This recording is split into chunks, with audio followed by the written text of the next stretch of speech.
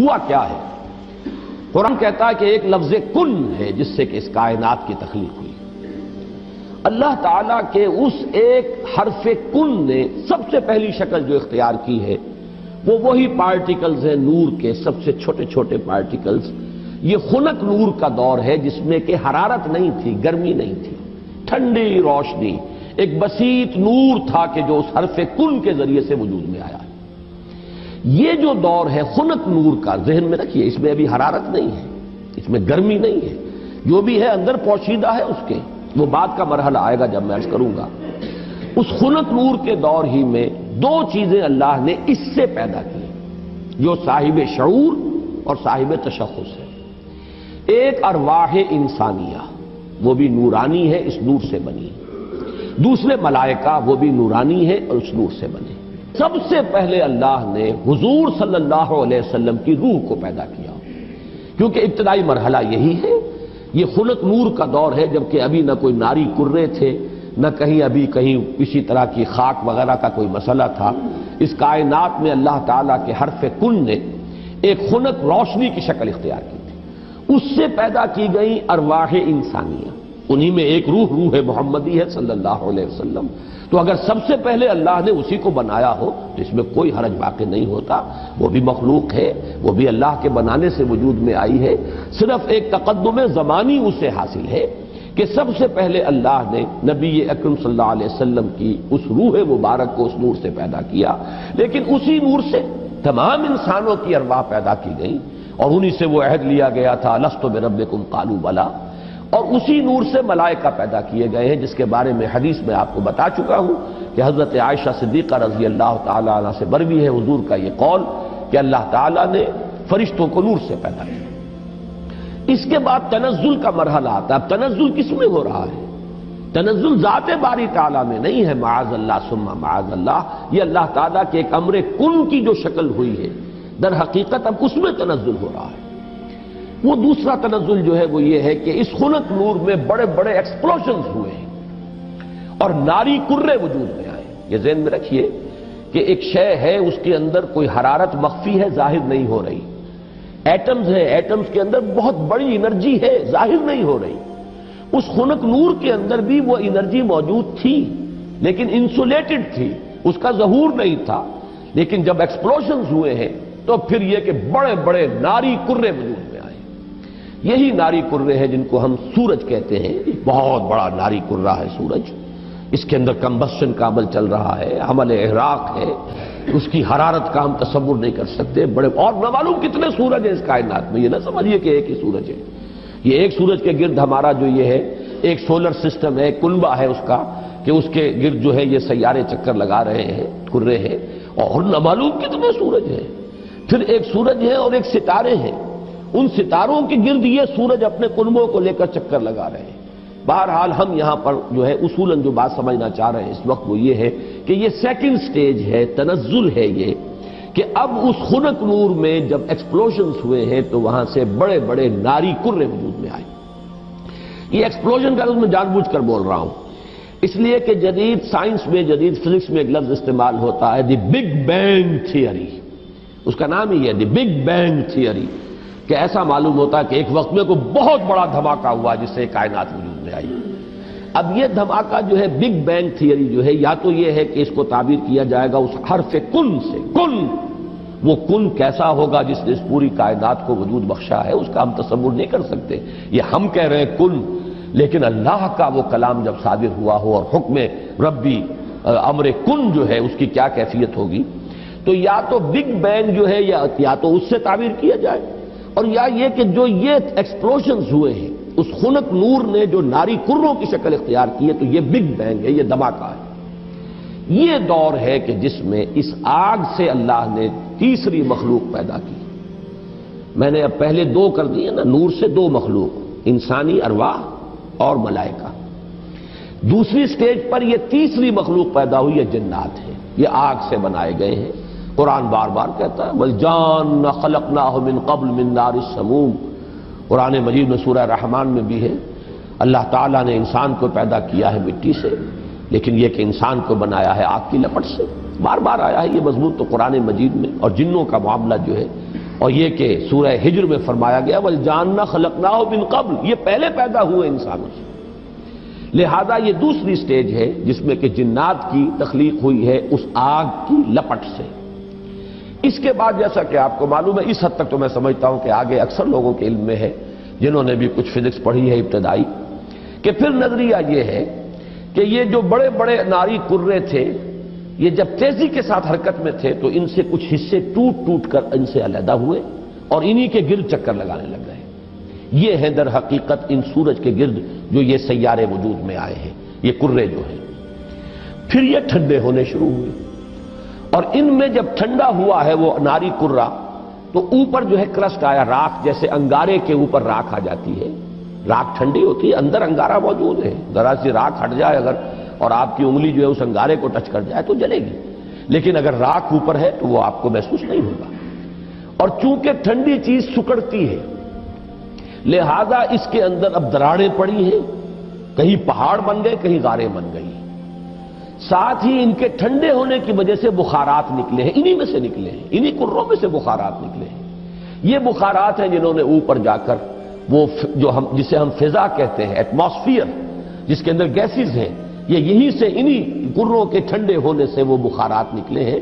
جیسے کہ آپ جب اگر پانی ڈالتے ہیں آگ کے اوپر تو وہ ایک بھاپ بن کے اڑتی ہے، تو خیر یہ تو پانی آپ نے ڈالا ہے، لیکن یہ کہ فضائی وہ جو کرے تھے آگ کے وہ خود ٹھنڈے ہوئے ہیں تو ان میں سے بخارات نکلے ہیں، ان میں سے جو گیسز خارج ہوئی ہیں انہوں نے ایٹماسفیئر بنایا ہے۔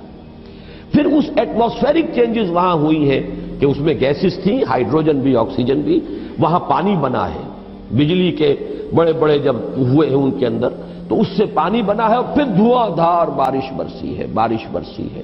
اب جو ہمارے ہاں یہ جو عادات آتے ہیں لاکھوں برس تک بارش ہی برستی رہی، نتیجہ یہ ہوا کہ جو جگہیں نشیبی تھی ان میں پانی بھر گیا، سمندر وجود میں آ گئے۔ اب جہاں سمندر اور مٹی کا باہمی ربط تھا، یہ جو دلدلی علاقے کہلاتے ہیں، یہاں وہ ان آرگینک کمپاؤنڈز نے آرگینک کمپاؤنڈز کی شکل اختیار کی، یہاں سے حیات ارضی کا آغاز ہوا۔ وہ حیات نباتاتی بھی ہے اور وہ حیات حیواناتی بھی ہے، یہاں سے اس کا آغاز ہوا۔ گویا کہ کل حیوانات اور کل نباتات جو کرۂ ارضی پر موجود ہے وہ سب کے سب در حقیقت اسی کرسٹ آف دی ارتھ سے وجود میں آئے ہیں۔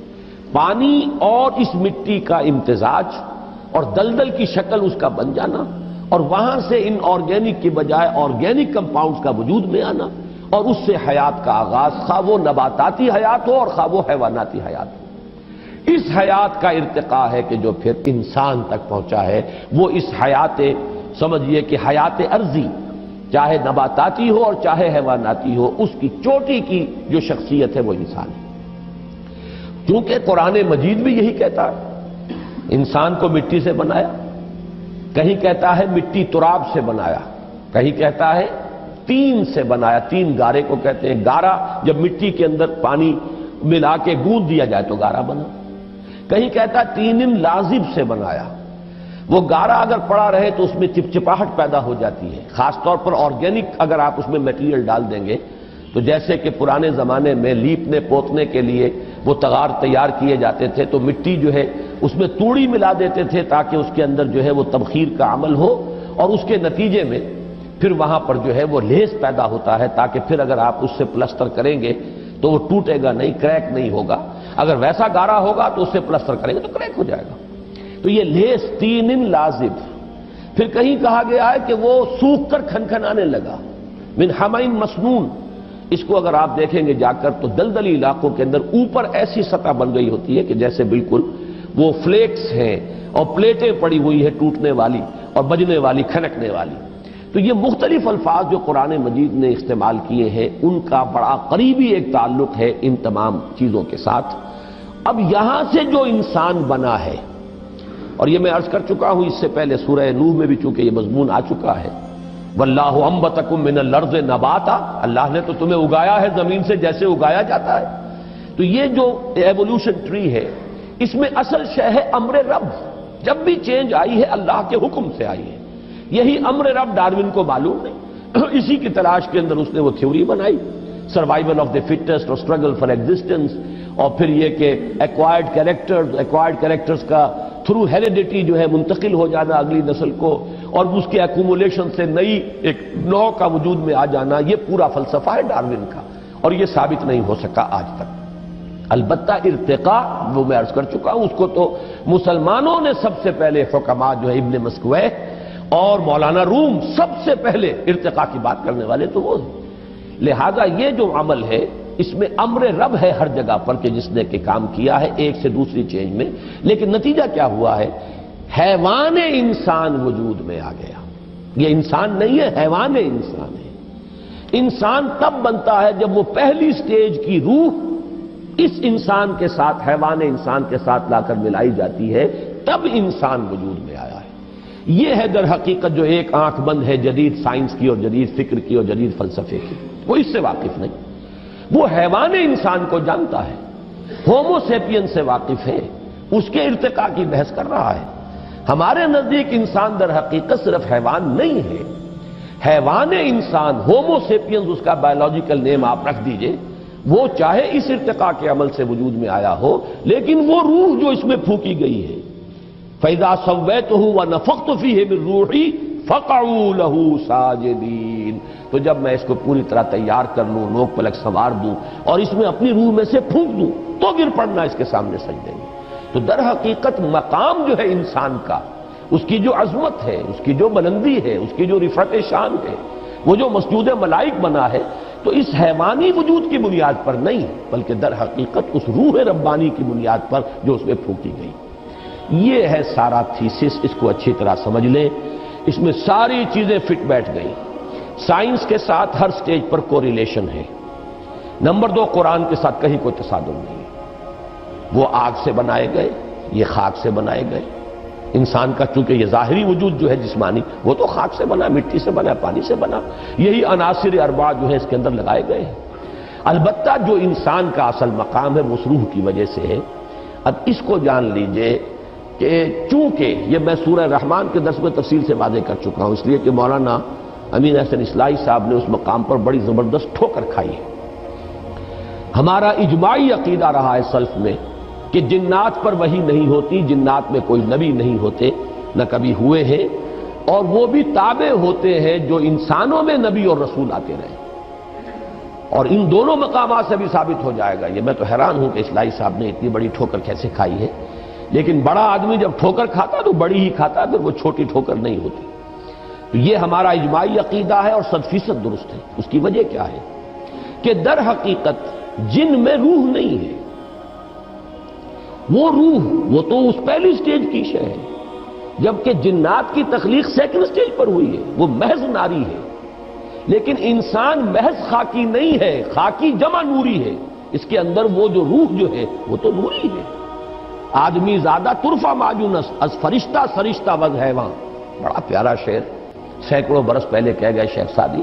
یہ آدمی زیادہ عجیب معجون مرکب ہے، اس کے اندر دو چیزیں ہیں، حیوان بھی ہے، فرشتہ بھی ہے۔ اب دیکھیں کس قدر صحیح شعر ہے۔ حیوان انسان مٹی سے بنا ہے، وہ حیات ارضی کی ایک شے ہے، ارتقاء یافتہ شکل ہے، لیکن یہ کہ جو وہ اصل روحانی وجود ہے اس کا، وہ فرشتوں کا ہم پلہ ہے، ہم سر ہے، بلکہ فرشتوں سے افضل ہے، اس لیے کہ فرشتوں کو تو ان کے سامنے جھکایا گیا ہے۔ ڈٹے رہے قرآن کے ساتھ، قرآن کے کسی شے کے ساتھ تصادم نہ ہونے پائے۔ اگر کہیں ہو رہا ہے تو ہم یہ کہیں گے کہ قرآن صحیح ہے اور سائنس غلط ہے۔